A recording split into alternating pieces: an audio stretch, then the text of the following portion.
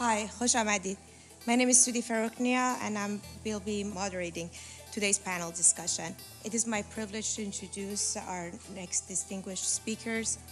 As I read their impressive bios, I ask them to join me on the stage and take their seats. And please hold off all the applause until all speakers are on the stage. So, first is Dr. Atusa Vakili. She was born in Iran and moved into U.S. as a high school student. She attended Binghamton University of New York, studying mathematics, computer science, and French language and literature. She received her Juris Doctor degree from University of San Diego School of Law in 1989 and entered the legal profession. Atusa started her career as a civil litigation attorney in San Diego. In 1994, she founded the law office of Atusa Vakili, practicing in the areas of immigration, bankruptcy, business, and real estate law. She currently practices in Irvine, California, and specializes in immigration law. Atusa is an active member of a number of professional and services associations, including the American Immigration Lawyers Association, AILA, where she currently serves as state advocacy liaison for the Southern California chapter of AILA, the Consular Liaison Committee for the Europe, Middle East, and Africa District, member of the California Bar Association, also member of National Iranian American Bar Association, IABA. She has served on the IABA Foundation Board since 2013, striving for the success of Iranian American attorneys, providing continued education for members, as well as providing seminars and legal services to the community. She is active in philanthropy and is member of the board of Child International and director of its youth leadership program. She also serves on the board of directors of Omid Multicultural Institute for Development, which provides social services to Orange County community. She is one busy mom. Next is Miss Jennifer Stokely Ice. She is native of California. After a long stint managing nonprofit community organization, most notably Leadership Mountain View, she received her MA in public policy from Claremont Graduate University. She began in politics, walking precincts in Iowa for President Bill Clinton's first campaign. She served as Regional Organizing Director for California's Central Coast and Assistant Deputy Border State Director for the 2016 Clinton presidential campaign. After the 2016 election, she was the founding field director of the 2,000-person Indivisible Caneo before joining Swing Left as Western Field Director. Swing Left is focused on regaining control of the U.S. House of Representatives in the 2000 midterm election. Next is Gina Muscatel. Gina earned her BA in Business Administration from California State Long Beach and worked in commercial and investment banking before deciding to become a stay-home mom. She enjoys volunteering in the local community with her husband and daughter, who's a high school junior. She also has two sons, currently attending Dartmouth College, one of which is running to be a New Hampshire student representative this November at age of 20.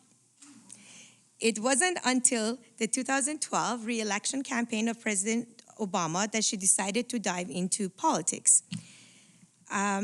Living in Chicago at the time, she became the team leader for the New Tier Township. After the election, she was invited to participate in training program in Washington, D.C. as a member of Organizing for Action. The grassroots movement established to continue organizing people to fight for progressive values. In 2014, Gina moved back to her home state of California and volunteered with Congresswoman Julia Brownsley's re-election campaign. In 2016, in addition to supporting local candidates and hosting meet and greets at her home for candidates such as California State Senatorial candidate Henry Stern, she also volunteered as the Canoe Valley team leader for Hillary for America. During this campaign, she recruited and trained volunteers to make phone calls to registered voters in Nevada and other battleground states to get the vote out for Hillary Clinton. After the 2016 election, Gina felt compelled to combine her organizing skills with activism.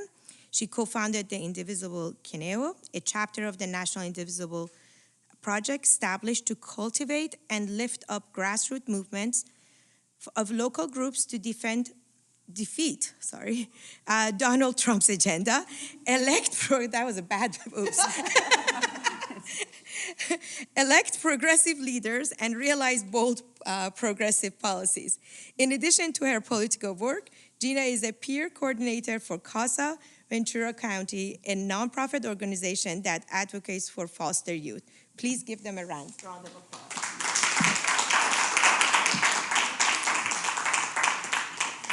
So to begin, it's important to note that WIN and IC-WIN is a nonprofit organization, so we are not endorsing any candidates or any specific political parties, but our main interest is solely in moving the nation towards progressive ideas that supports gender equality and peace building. So thank you, ladies, for joining. Thank you for inviting us. And I'm going to have some questions that are going to be for all of you, and then one specific question for each of you solely. And if you don't mind, we only have one mic, so I'm going to have to ask you to pass it around as we go. So we're starting with Atusajun. If you tell us about yourself in your own words, how did you get involved in raising awareness about women, democracy, election, and what was the trigger point besides the fact that you studied law? Thank you, Sujan, for your invitation, and it's an honor to be here. So I want to, essentially, I believe that we all have a path, and we have events in our lives lead us to where we are today, why we're here today, for example. I was born in Iran, as you know, and I had to leave Iran when I was 13 with my mom, moved to immigrate to the U.S. and leave my dad behind, and start a really new chapter, a new life here in the U.S. Moved to the East Coast initially and went through high school in a town that was a very small town. So it was a major change in life. And we noticed an overnight change in our country, in Iran, where we were raised. I think Iran at that time was known as Paris of the Middle East. It was very progressive. We grew up wearing mini skirts, and and people went to the beach in bikinis and all that. And suddenly, overnight, you had laws that restricted women's rights and freedom of expression, no music allowed, no singing. Women were not allowed to voice their opinions. You had to wear the veil and no makeup. So it was a huge change. And of course, that caused so women's rights and women's issues were naturally part of our daily discussion as we moved into our new life, and politics and news were part of our lives. So I think that was an important, just a personal background that puts us here as far as the women's issues. And I chose to go to law school to help people who may not have a voice of their own, to fight for justice and equality and all of that. And I've been fortunate enough to be able to do that. So that's one of the things I want to say is that the fact that we moved to the U.S. was we had the ideals of what the United States stands for, which is freedom of expression, equality of women's rights, and so on. So striving to keep that going. Thank you. I'm going to pass on the mic to you. Thank you. Thank you so much. I've loved this program up until this moment, and I'm excited to hear my fellow panelists. So, we've known each other for a little while now. We get into good trouble together. So my family, I have to start with my family. My middle name is Lee, and in my religious tradition, which is an immigrant religious tradition, you name people after folks in your family that you want to honor. And I'm named after, my middle name is named after my great-grandfather, Lee Wolf. When Lee was 3 years old, his family fled the shtetls of Russia, and Lee, being small, never did get that tall, was hidden under a hay wagon to escape the, not burning shtetl at this point, but the depredations of the people who were storming through the villages at that point, killing Jews. And Lee made it to this country. A very similar story, I'm noticing, in terms of fleeing religious persecution of various sorts, and raised a family. So, as you probably know, most stories of strong women start with stories of strong mothers and grandmothers.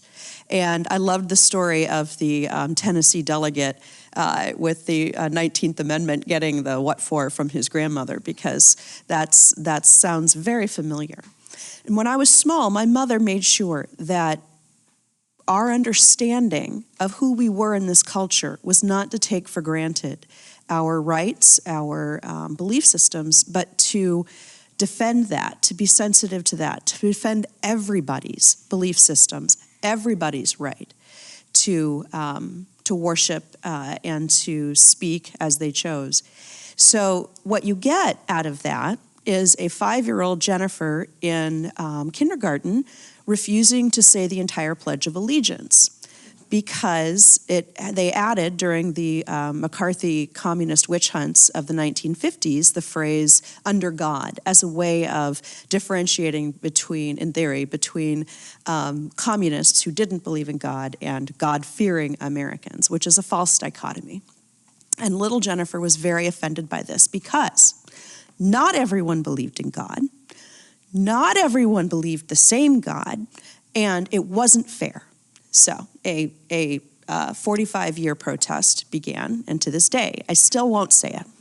I'm feeling a lot. I don't feel like Colin Kaepernick, but I feel him. That's all I can say. So my organizing experience started in civil society. The Bay Area has a remarkably developed civil society dialogue, and it's the only thing that's going to save them, because land use, you hear the people talk about land use, how can that be an activism? It is in the Bay Area. It is in the Bay Area. So it's essential that the dialogue be pursued, and I've dedicated my life to trying to make sure those dialogues happen. Leadership Mountain View is a great example, and I loved working with people who were telling people how to engage in their local community. You have a voice.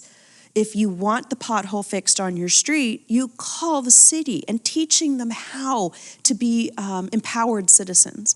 It's something I believe in very strongly, and my work in politics, which came later in life, is a natural outgrowth, to my mind, of helping people have their voice. The organization for which I work now, Swing Left, is an overtly partisan organization, so I won't go too much into why we do the things we do. But what we do is to be certain that everyone gets out to vote this fall, and there can be no more obligation. I loved the differentiation our speaker had about you can wear a button, and that's where you're comfortable having your advocacy. You can be out marching, and that's where you're comfortable. But I think we all agree that the minimum at this point for all of our advocacy and all of our activism has to be voting. And ideally, bringing as many people with you to vote as possible. So that's how I came to be here today. I'm honored to be with this amazing group. And now I get to pass this microphone over to Gina. Make sure she takes credit for all the good things she's done. Thank you. And thank you so much for having me today. I have to say, after hearing these impressive stories, I guess I'm representing the grassroots because I have kind of just a basic story, but I guess it's important. I'm going to say that I do have trouble sometimes taking credit for things because I'm like one of the regular people who just said, oh, I need to go out and do something. My past, nobody was really fleeing from anything, and I'm very fortunate, and my ancestors are, except for maybe the ideas in my head. I had to sort of flee from some that I was raised with. But I was born in Midland, Texas, and my dad was an oil executive, and just to get partisan for a second, I don't think there'd ever been a Democrat in my family throughout the history of anything. So that started, so my political activism began in the 80s going door to door for Ronald Reagan with my mother. But she taught me that, when you care about something, you stand up for it and you go do it. So we would go door to door and hang these little door hangers, and I thought it was kind of fun.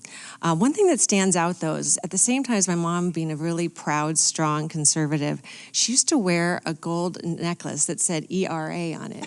And I used to ask her, what is that again? She goes, oh, it's really important. We have to get this thing passed. It's like, okay. And I haven't asked her about that in a long time, and I do need to ask her about that. But it stuck with me. And so it wasn't until college that I started developing my own ideas, much to the dismay of my parents at the time.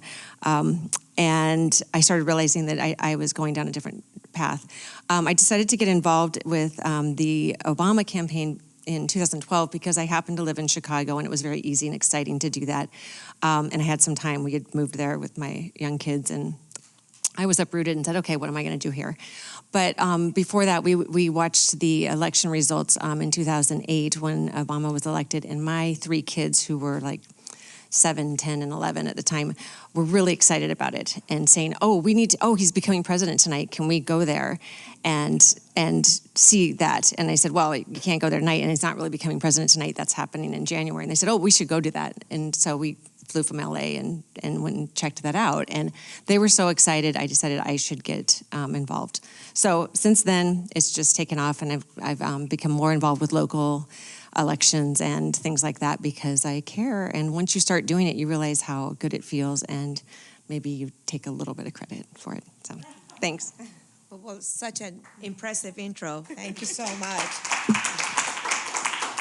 My next question is, what is at stake today for women, democracy, and accomplishment of prior generation in the fields and where you are concentrating? If Atusajun, please. Sure. So, you know that I primarily practice immigration law, but I want to, obviously, I'm, as just a member of our society, I'm watching the news, and being a woman, watching the news, particularly in regards to women's issues. And we know that, as I think Abby mentioned, and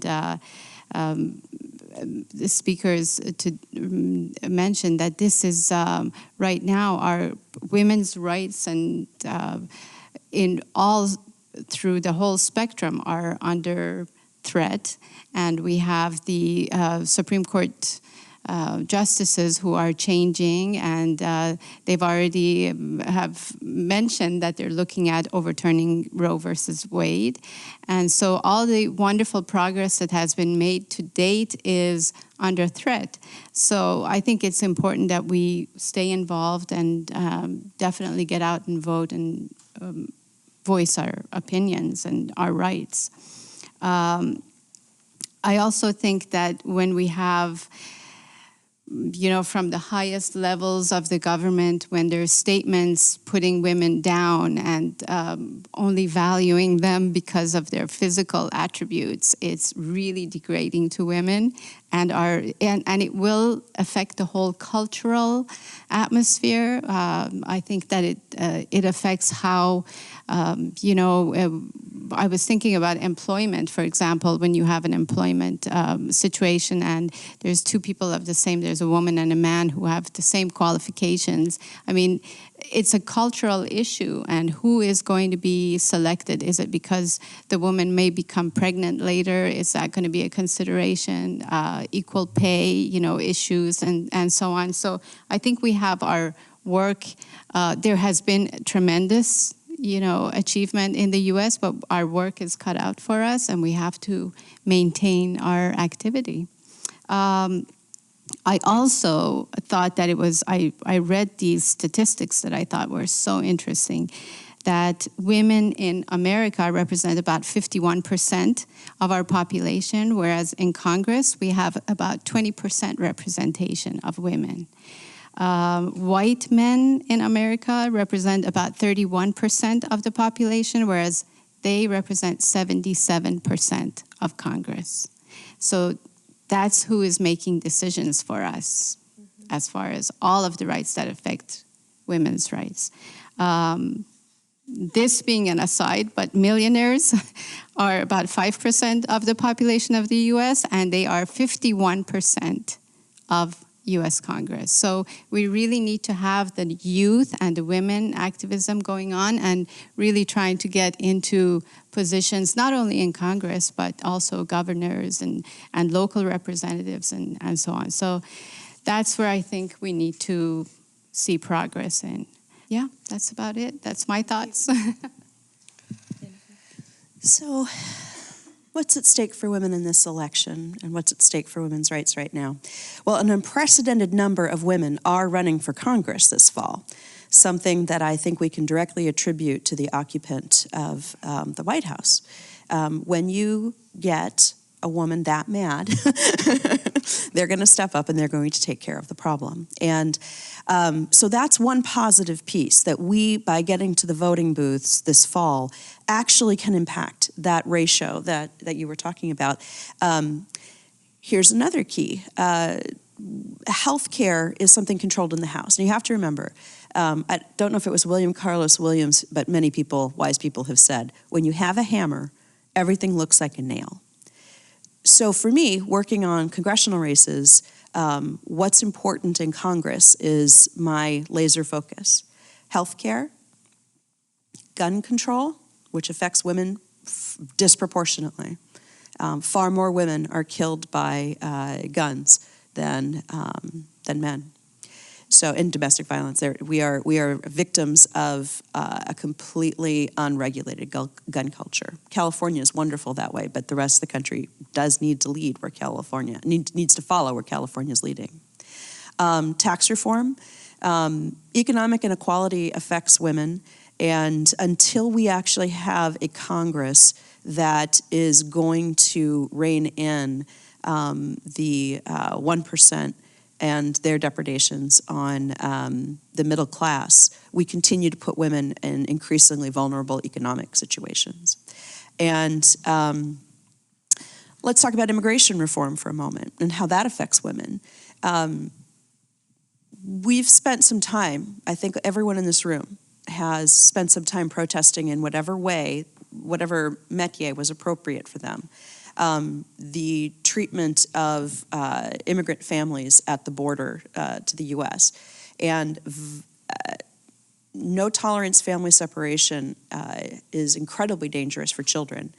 Women who are now being held, who attempted to apply for asylum here in the United States, a place where many of us have an experience of our families coming to be safe, are pregnant now in deportation centers, and their pregnancies are at risk, and their health as women is at risk.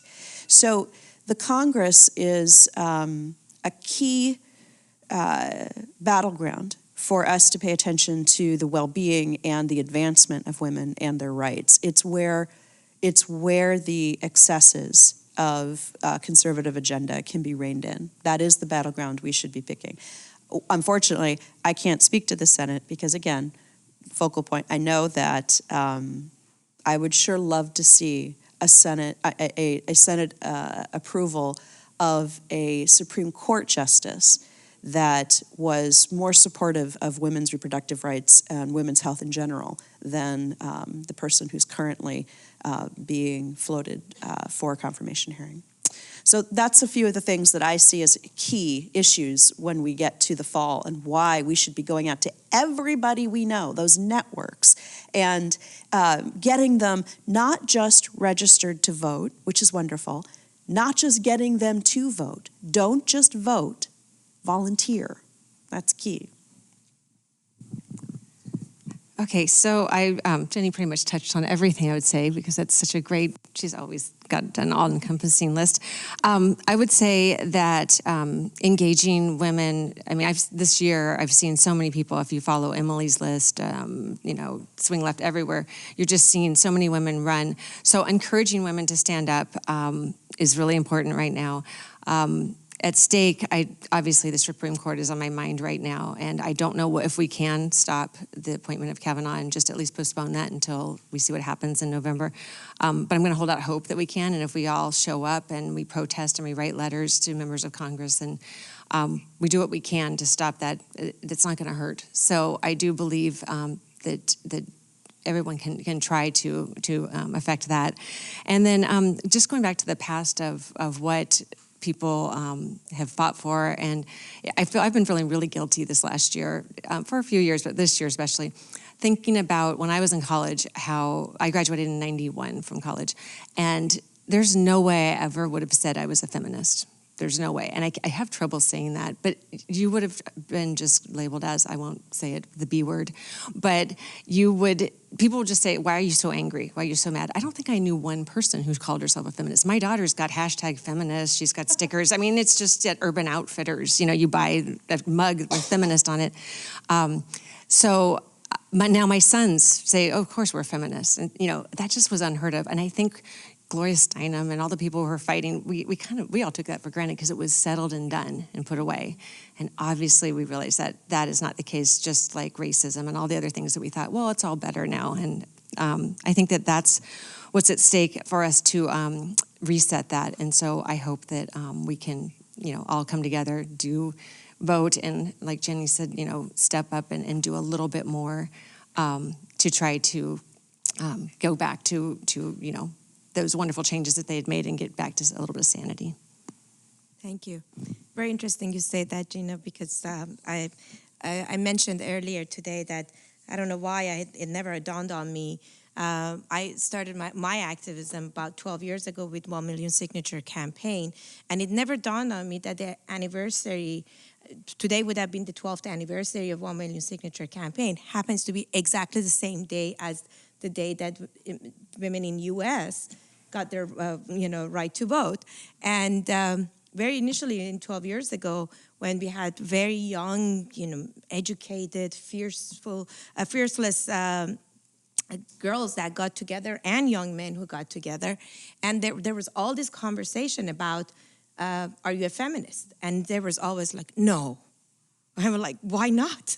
So it took a while. It took a few years, and especially I would say that the presidency of President Obama and owning that he is a feminist really helped this young Iranian, women and men to own up to say, yeah, I'm a feminist. So it's interesting you mentioned that. I've experienced that myself. So these other questions, as we mentioned, that today's panel is about Act Local and Think Global. And so I'm going to have some specific questions. There are different questions for different panelists. So Atousajan, can you tell us about the legal challenges of current widespread xenophobic policies that your clients are facing or your organizations that you belong to are facing? Sure. So, as you know, there's the wall on the border of Mexico is not nearly anywhere to be built yet. But I want to tell you that there is an invisible wall being built, basically disallowing immigrants to enter the country, or encouraging mostly immigrants to return back to, if they're not citizens yet, to return back to their original countries. And so there is that problem of a whole systemic attack on immigration right now by this government. Yes, a lot of it is unconstitutional, and the ways we approach it is both through advocacy, information sharing, change of representation, and lawsuits. So all of those are going on at this time. So one thing, and I didn't want to, cut your words, but I wanted to, because it's important that we do discuss, and I'm all for discussions and talking about things. Of course, illegal immigration is illegal. That's very true. But we definitely need immigration reform, because the way that our system is set up, legal immigration to the U.S. is so difficult and so basically there's only very limited. People are shocked when they call my office and they say, we want to immigrate to the U.S. They assume it's so easy. We want to immigrate to the U.S. Tell us the way. And I say, unless you have a ton of money, or you have a relative, immediate relative, like a spouse or a child who is a U.S. citizen or a green card holder, or you have a job offer waiting for you by someone who's willing to sponsor you, there's really not many ways you can come immigrate to the U.S. So for those people who are escaping, let's say, violence in their countries, there is no other avenue but to show up at the border. The South American let's say the immigrants who are showing up at the border and being arrested and separated from their children, they're actually not, they're coming to the border and saying, I want asylum. And that's not illegal. That's a point that I think sometimes is lost in the media, that, people assume everyone who shows up at the border is illegal. They're showing up at the border and they're applying for asylum, and that's not illegal. That's what the laws are. They're supposed to be heard. And the fact that they're being separated from their children, families are being separated, that's illegal. That's unconstitutional. So definitely we need immigration reform, and it's something that has been in discussion for as long as I remember. And it's seems to be such a political issue that, unfortunately, when they get to some sort of proposals, an election comes up and everything gets just back off the table. So it has to be a certain point. There's always going to be change at a point where people are really fed up with the way the system is. Maybe this is the point. Hopefully, we'll see. But I would encourage, of course, I encourage legal immigration, but I think our immigration system has to make a little bit more sense. And the backlogs have to be dealt with, and all the problems that are existing. I think one of the problems that we've seen right now is with this administration is they came on, and unfortunately through the campaign and after the campaign, the president he is trying to create issues between nationalities. He's trying to he has, I think, a definite agenda to cause animosity. When you call a certain nation, saying they're sending us their rapists, their criminals, their drug dealers, and all of that. And just this whole idea of, I think it's very irresponsible as a leader to be talking like that about different nationalities and trying to stir up the pot, causing animosity. For some of us who were here earlier, in the slideshow, we shared the fact that the number of eligible voters who didn't show up and vote in 2016 was 30%. That's quite significant. And also that more Republican women voted than the Democrat women.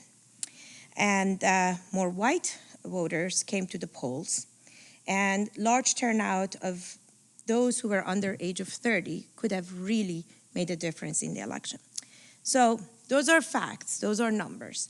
So I ask you is that at the national level, what is your organization, Swing Left, is focused on? And can you give us a few examples of issues your team is addressing right now? Mm-hmm. In your opinion, why did our voters lag? Mm-hmm. Perhaps, general senses of your organization or your personal, and how likely it is that we can flip those 2 seats in the Senate? The Senate. I don't think I can probably speak to the Senate. All right. I can give you my magic prognostications. They would mean nothing. So, as I mentioned before, Swing Left focuses exclusively on congressional races, and not all congressional races, as you saw if you were watching the slideshow, which I loved. There are 432 seats up every 2 years in Congress. This year, we're focused, our map, on 78, what we call swing districts. Those swing districts are essential for our future. We need, anybody know how many seats we need to gain control of in Congress, to gain control of the House? 23. She knows. Did you hear? It was 23. So we have 78 on our map. The 78 we've selected are ones where we saw incumbents hold on to their seats in Congress, and incumbents are really sticky. It's hard to get rid of a congressional incumbent. There's a huge advantage. Once you get elected, first of all, no one knows what you do in Congress. And second of all, you get to go do that in Washington, and then you come back and you have the platform of being the elected official. And as long as people's lives are going reasonably well, they're going to assume you haven't done anything to get rid of you for, and you're going to get reelected because yours is the only name they recognize. And if it says you're the incumbent, you have a huge advantage. So these are seats that we're focused on where the incumbent was reelected because they're so sticky and people don't pay attention to these races, these congressional races, but that district voted for Hillary Clinton. So we know that if people knew that these incumbents were working on something that was contrary to what their belief system was, it's possible that if they disagree with this administration, they would be willing to work to get rid of their elected congressional representative and instead elect somebody who declined to support the policies they disagreed with. I'm trying to skirt around the more partisan language, but the fact of the matter is the people running against incumbents right now in Congress, GOP incumbents, are in fact voting against an elected official who supports the administration's policies. One of the biggest news stories of this cycle has been how unwilling Congress has been to step up, at least on one side of the aisle, to say, no, I don't believe that we should eliminate any access to health care for people that makes sense or is economically viable. No, I do not think that women's reproductive rights should be thrown back into the 1950s. On the contrary, I want women to have a right to decide what happens to their bodies. I want to live in a country that makes sure folks don't go bankrupt to obtain health care. And those are things that happen when you have a Congress that passes those laws. That's not what's happening now. So we focus on congressional races where we think there's a potential to swing one way or the other, and we believe that this fight we're succeeding. What we know is that, contrary actually to the facts, I think our speaker, there were early reports that California voter turnout had been low. In fact, in those swing districts, California voter turnout, especially for a midterm election, was much higher. And actually, in some of these districts, edged up in the congressional election above the presidential election year.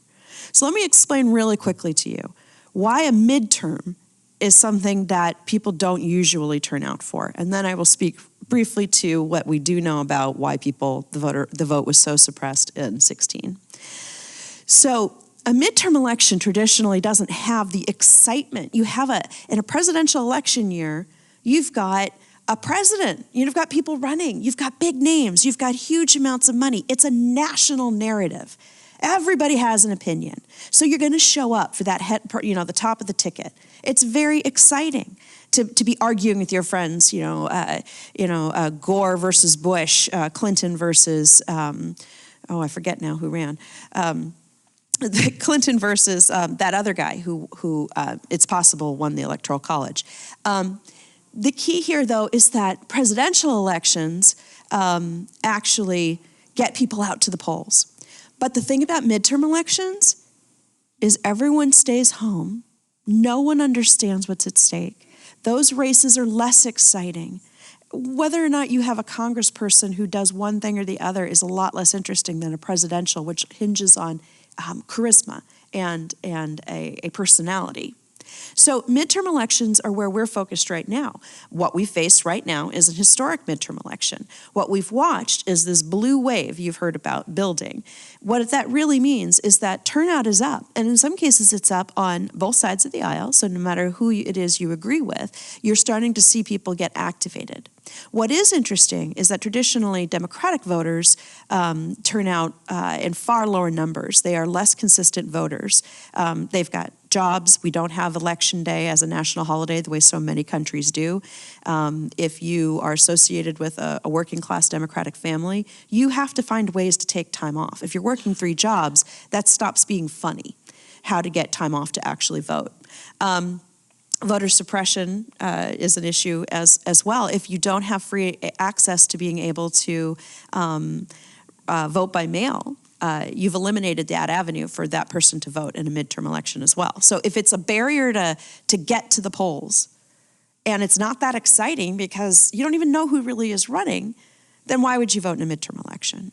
Now, we're focused on making this as exciting as a presidential election, and I think, I'm just going to pose this, the cultural moment has arrived. People have noticed there's an election coming up this November. Anybody? 6th, thank you. I know it's a summer afternoon, but you got to stay sharp. November 6th, you need to be there. Knowing the date is important. And that's what we're focused on, making sure that people do show up in unprecedented numbers for a midterm, read boring, election. And that's the key. Now, back to 2016, there were so many factors in play, one of which, though, is crucial to acknowledge, that a 10-year campaign of taking control of state houses and state legislatures resulted in voter suppression at levels that probably made the difference in several states. So if it's difficult, if on top of you don't have a day off to vote, you you have to find some sort of ID to go and vote, and you're not given free access to the polls. People have closed voting places in your neighborhood. You start to get to the point where people are literally losing money to try and go vote. And to make a decision like that between the well-being of your family and being able to go out and cast a vote for something that often seems to people like they don't have a voice. You know, it seems as if they've been isolated from that final decision. You start to see suppressed voter turnout. We also know at this point there was a pretty unpleasant voter disinformation campaign that made everybody just feel like this is the worst. This is not something I want to be associated with. What I think, though, is the most important thing to focus on is what a renaissance it's created in everyone's attitude towards voting, everyone's attitude towards activism. So with that, I'll hand it over to the queen of the grassroots. Thank you so much for that. Gina, at local level, what is your organization, Indivisible, focused on? Can you tell us a little bit more about not just necessarily the congressional, but what you've noticed at the local level and the impacts of not being engaged has done to the communities? Okay, so this word's been overused, but I'm going to say it. Most of us around my local area who were working on the Hillary Clinton campaign and have worked on other national or state level elections realized that we really need to be woke. And we are now, because stuff was going on, I live up in Thousand Oaks area, Conejo Valley. We thought we had a nice little city council and school board and everything was fine, and it wasn't. So I'll talk about that in just a second. First, I'll say Indivisible Conejo, we formed it after the election. My good friend Jenny and another friend of ours, John, came together and said, what should we do? And this Indivisible national program came out. Hopefully many of you have heard of it. If you haven't, just check it out, indivisibleguide.org, I think, or com. And you can put in your zip code and you can join a group, and usually they're wonderful people that will provide you with lots of opportunities to participate, to become civically engaged at all different levels. So we set ours up with 15 action teams, including a women's rights group, an immigrants' rights group, the environment, healthcare, education, and we asked local people who really cared about these issues to run those groups, and they would have meetings like once a month, and they still do, but now we're all kind of getting focused toward activism more towards the election in November. But each time something would come up, that group would say, here's what you guys need to do. Here's where you need to show up. So we've been doing that. For instance, one of our first things that we did, if Jenny remembers way back then, was participate in an event in Newbury Park, which is a pretty sleepy, conservative area. I don't know if many people know about it down here, but it was an event called Stand With Our Muslim Neighbors, and it was in response to Trump's first attempt at a travel ban. It was a wonderful event because we all came together and realized that there were a lot of really good people in our area who felt the same way. We grew after that. We had monthly and or every other month general meetings on different topics. We've had elected officials come and speak to us. We've had phone banking and Canvas training. We've learned about immigrants' rights and how we can help people who are living in the shadows. So it's been really great. We fought for SB 54, the California Values Act. I'm not sure if everybody's heard about that here, but it was a great change in the way California decided to treat immigrants and basically stand up against the administration's new way of thinking. And we also, I'll give a plug to Swing Left. If you go onto swingleft.org and you type in your zip code, they'll tell you where the nearest congressional district is to you that's flippable. That is one of the ones that Jenny was describing. So we have pretty much adopted California 25, which includes Simi Valley, Antelope Valley, Palmdale, that area. Steve Knight is currently the congressman there, and Hillary Clinton won that district, right? And right now, Katie Hill, who is running there, she's received some national coverage. She is polling really strongly, and volunteers are coming from all over Los Angeles, our area, to canvass, phone bank, donate, do whatever they can to help her. The district I live in is fairly blue, but there's been some tough battles, so we're still going to encourage our volunteers to phone bank and canvass and donate to Julia Brownlee, our Congresswoman's campaign, and our Assemblywoman, Jackie Irwin. So we are represented by 2 women in our area. That's very exciting, and supporting a woman next door. So as far as women's equality goes, that's pretty exciting. The other thing you said is, so the other things we've done is we've protested like crazy for the ACA. I think it was successful, but then the administration's figured out ways to kind of dismantle that. But we're hoping that they don't succeed completely, and we can fix those things again. And offshoots of our group have arrived, like Thrive Conejo, which is we're really proud of the people who are leading that to help kids with special needs in the district. We've learned so much about how they are at risk and need our support. And then the last thing you said is about encouraging young people to engage. So this drives me crazy because there's so many of them and they have so much to offer. One thing that we've helped with that I feel really proud of is after Parkland happened and that we saw the Parkland kids engaging kids nationally, we helped and definitely stood behind because we wanted this to be a kid-focused movement.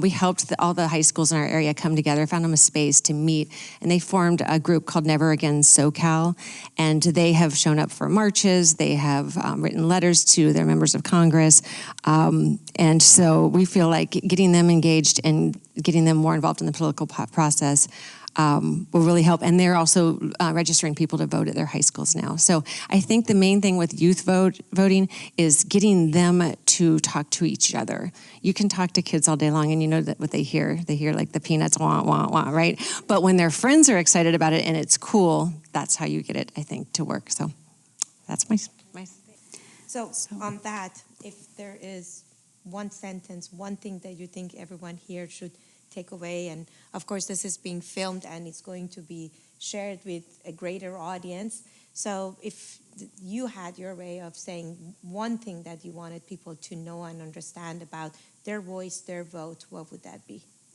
I would say definitely express your opinions, to contact your representatives if there's issues that you're concerned about that are affecting you, that are important to you. Definitely contact the representatives. Make sure that they hear about it. And if they're not doing, if they're not representing your rights, your vote is important. So go out and vote and make the changes that you need to do. Wonderful. Same question for you. Don't just vote, volunteer. Yeah. swingleft.org. You can sign up for thelastweekend.org. Find a way to get involved. Find a way to bring people to the polls. There's never been any time it's more important to realize your power. So if you're going to fly, fly with a lot of people on board. That's my advice. Okay, so the other day I was reading a speech by President Barack Obama at a fundraiser, and he said something that really resonated with me. There's 2 sentences, so that's okay. He said, if what you are doing requires no sacrifice at all, then you can do more. If you are one of these folks who is watching cable news at your local cocktail parties with your friends and you are saying civilization is really collapsing and you are nervous and worried, but that is not where you are putting your time, energy, and money, then either you don't actually think civilization is collapsing or you're just not pushing yourself hard enough, and I would push more and harder. So that's some tough love he's giving us, but this speech really reminded me that I need to keep telling my friends who are upset about what's going on that commiserating isn't really going to do the job. And what we need to do is bring them with a phone bank or a canvas, and that's where the change lies. Very well said. I had my first chance of canvassing this year, and I thought, yes, and it was an eye-opener. I have to say that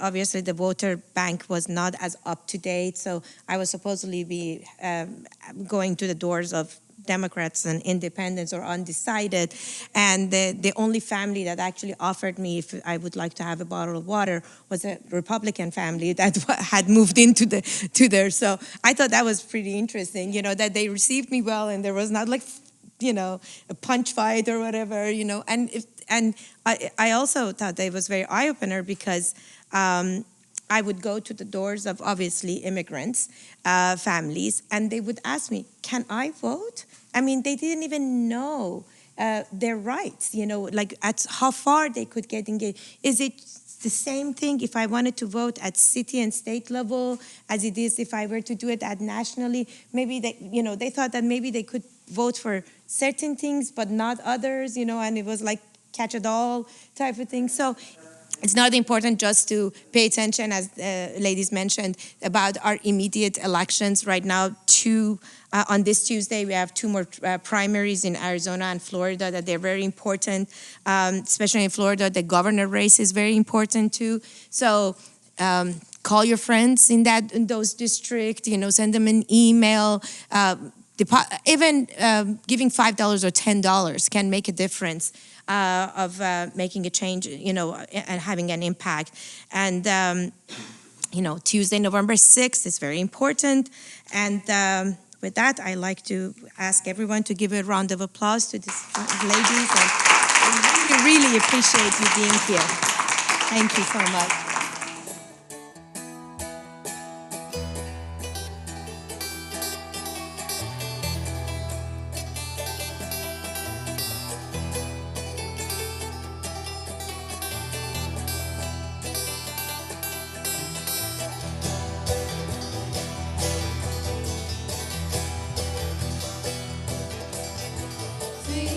Sister